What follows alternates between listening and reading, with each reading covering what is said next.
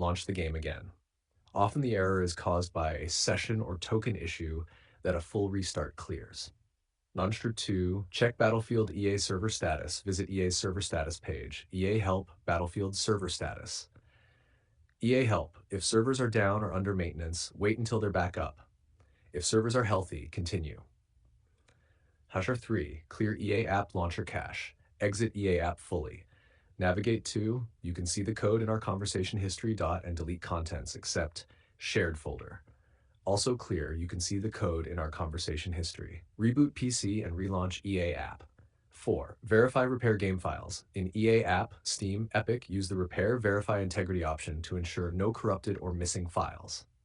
5. Disable overlays and background apps. Disable any overlay, EA overlay, NVIDIA, Discord, Steam overlay. Close or disable programs like VPNs, mod tools, or anti-cheat interfering software. 6. Reset network DNS WinSock. Open command prompt as administrator and run. You can see the code in our conversation history. Restart PC. This resolves many connection or token-based errors. 7. Allow through firewall antivirus. Open Windows Defender Firewall. Allow an app/feature through firewall. Add all relevant .exe files for Battlefield 6 and EA app. Temporarily disable third-party antivirus firewall and retry. 8. Relink EA account, refresh entitlements. Go to your EA account, connections. Unlink and relink platforms, Steam, Epic, Xbox associated with the game. Restart EA app and try again.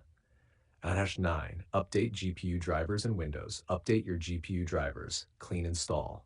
Make sure Windows is fully updated. Also update any relevant system drivers, network chipset that might affect communication.